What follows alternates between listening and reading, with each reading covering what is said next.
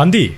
기계가부 샘을 걸친 스텔라론 헌터의 멤버로 스킬과 비술을 통해서 적한테 화염 약점을 부여하고 완전 연소 상태를 통한 속도 증가, 격파 효율 증가로 빠르게 상대를 격파 상태로 만드는 것이 주된 스타일인 화염 속성의 파멸 캐릭터입니다. 자체적으로 격파와 격파 상태를 활용하여 폭발적인 딜링이 가능했던 부틀과 달리 반디는 격파 상태를 만들기 용이할 뿐 정작 격파를 한 후에 딜링을 뽑을 수단이 마땅치 않아서 딜링 능력을 끌어올리기 위해서는 슈퍼 격파 서포터인 화합척자와의 궁합이 거의 불가피한 수준입니다. 대신 외부 요인 없이 많은 행동수를 가져올 수 있고 더군다나 개척자는 기본 캐릭터이기 때문에 대강제가 있어도 오히려 구성 코스트가 낮다며 호평인 부분도 없잖아 있습니다.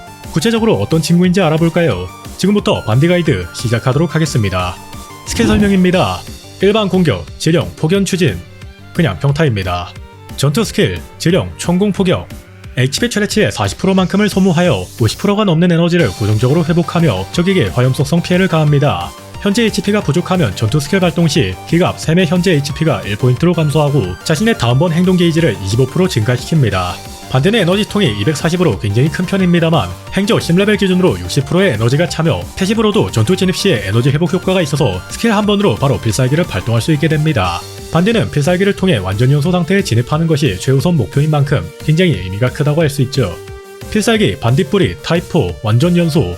완전 연소 상태에 진입하고 자신의 행동 게이지가 100% 증가하며 평타와 스킬이 그에 맞게 강화됩니다. 이 상태에서 스킬은 반딧불이 타입 4 데스스타 과부하가 되며 HP를 25% 회복하고 2턴 동안 단일 적에게 화염 약점을 부여합니다. 그리고 공격력과 격투에 비례한 광역 피해를 가하며 격파 특수 효과는 최대 360%까지 계산됩니다. 완전 연소 상태에서는 속도와 약점 격파 효율, 격파 피해가 증가하고 속도 70의 카운트다운이 행동 서열에 추가됩니다. 그리고 카운트다운 턴이 오면 완전 연소 상태가 종료됩니다.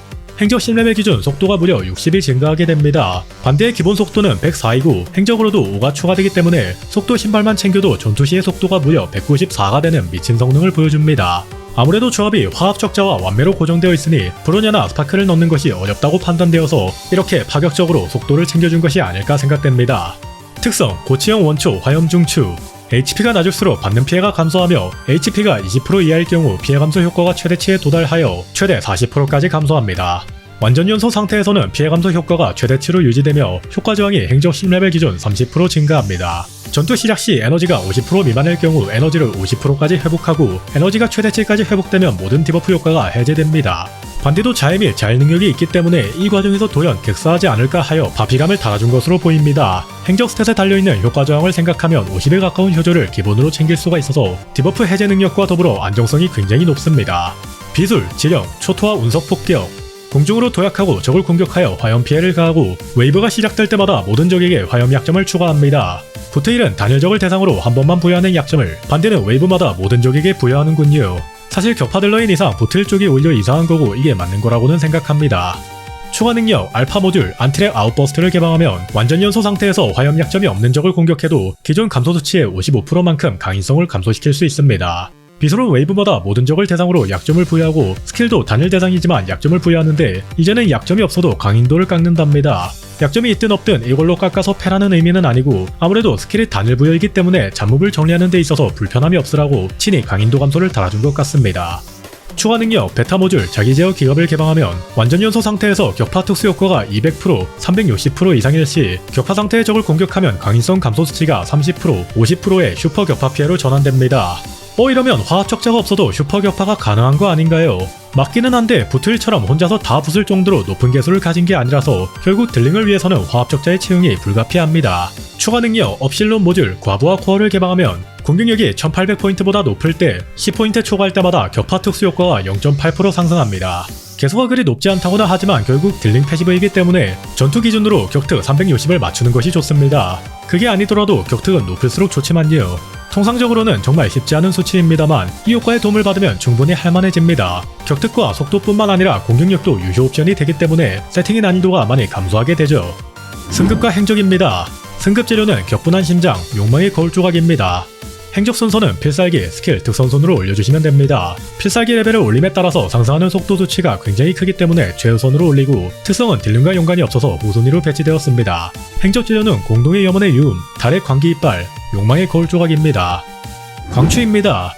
격특 딜러는 피해 증가나 지명타 관련 스탯이 거의 의미가 없어서 광추 선택지가 굉장히 좁은 편인데 다행히 반디는 공격력이 유효 옵션이라 그나마 나은 편입니다. 꿈은 어디로 돌아가야 하는가?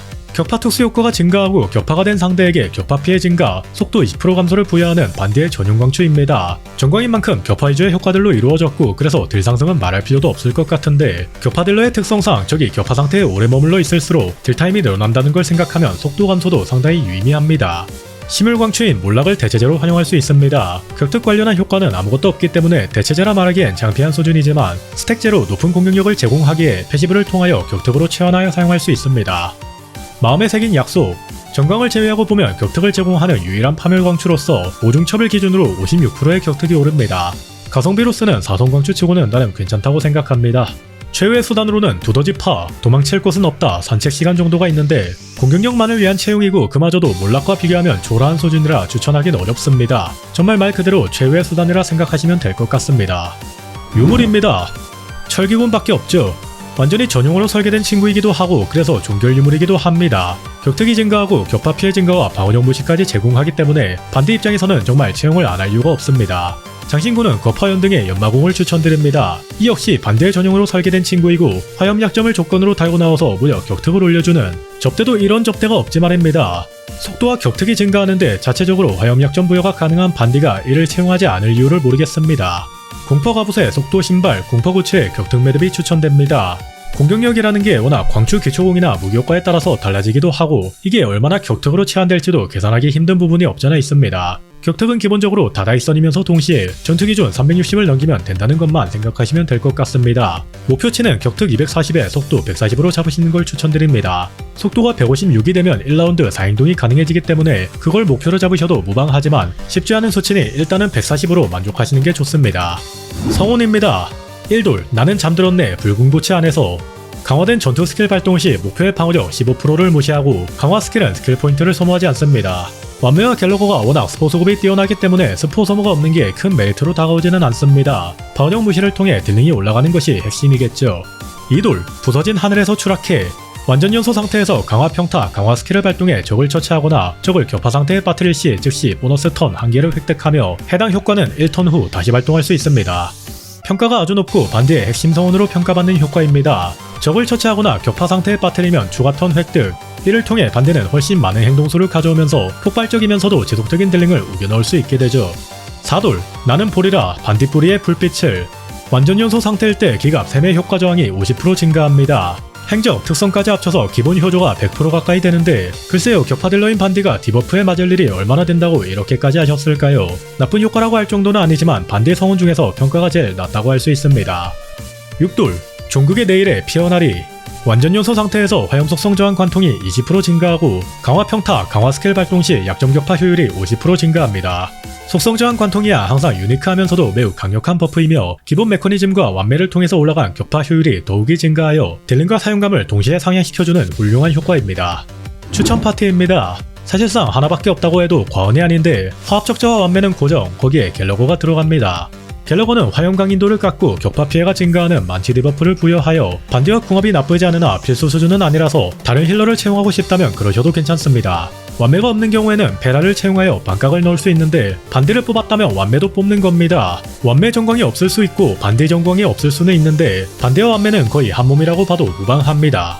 허구 컨텐츠에서는 히메코와 반디의 두들 체제 느낌으로 구성할 수 있습니다. 불약점이 없을 때 격파가 되지 않아 추가 공격을 발동하지 못했던 히메코의 한계를 반디의 약점 부여를 통해서 극복하는 거죠. 이마저도 완매가 없다면, 그러니까 반디와 완매는 한몸인데 반디가 고조사토루가 되었다면 여기에 화합적자를 넣을 수 있겠죠. 이상입니다. 지금까지 반디의 모든 것이었습니다. 부족하거나 잘못된 정보가 있다면 댓글 피드백 부탁드립니다.